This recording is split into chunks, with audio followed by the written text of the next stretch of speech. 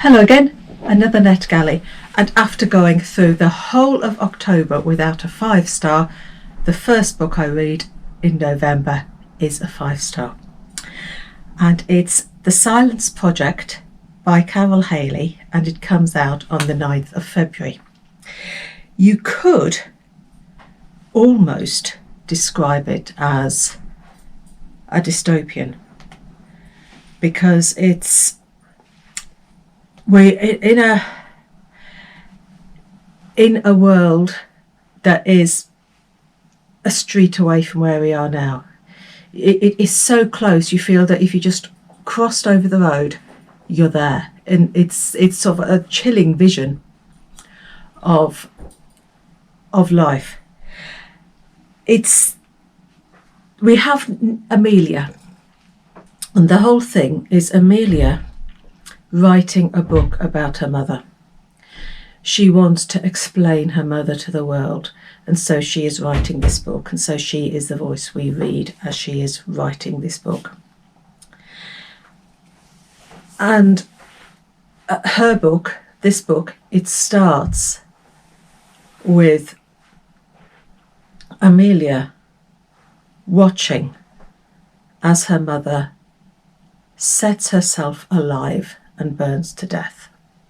That is the start of the book. That is the start of Amelia's book. And Amelia's book is explaining the woman her mother was. And she starts from her 13th birthday, because the day she turned 13 was the day that her mother walked out of their pub and set up a tent at the bottom of the beer garden and never spoke another word. Her mother had this mission, that everybody in the world was not listening, that nobody was listening to anybody else. And so she decided that she would be silent and she would listen. I mean, you can see where she's coming from, because, in the world today, we feel that nobody's listening to us. Everything's going on around. World events are happening, but nobody is listening to us. So you could almost see where she's coming from. And as this goes on, more and more women join her. So her little one tent at the bottom of the garden becomes like a community, the community. And it goes on until such a period of time when her mother decides that she has to make a statement. She has to make a statement to draw attention to the fact that nobody is listening. And that is when she sets herself alight. After that, the community veers off into a different direction, and her mother becomes this almost martyr figure. And her mother Rachel wanted this to happen, Rachel wanted that to happen. And the community becomes this powerful, dangerous organisation. And it is implementing horrific projects and almost not listening anymore.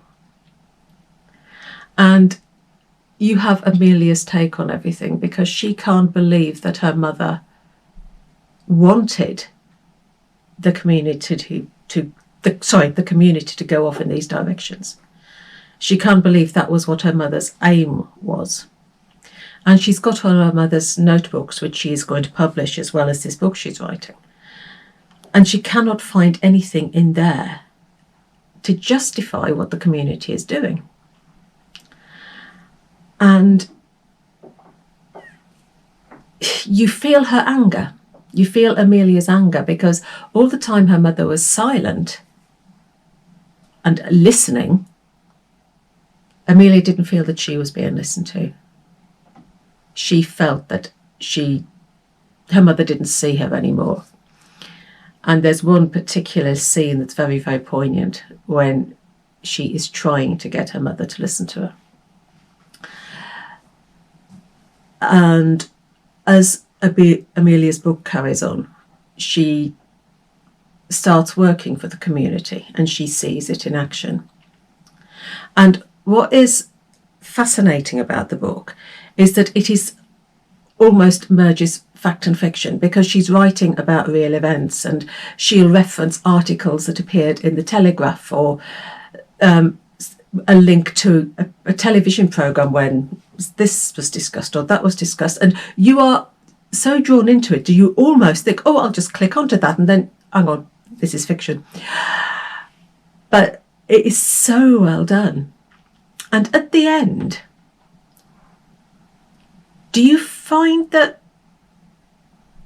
she understood what her mother was doing? Whether her mother's wishes were what the community is at the moment? I don't think we do.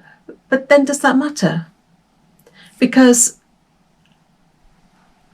Amelia, we are in exactly the same place that Amelia is. And that is where she wanted us to be. She wants us to understand her mother or not understand her mother. It is, well, I'd love to know what you think of it when it comes out in February, if you pick it up when it comes out in February, because I was just blown away with it. I thought it was absolutely super. So my first 5-star of November. Woohoo! And I will catch you again later. So happy reading. Take care.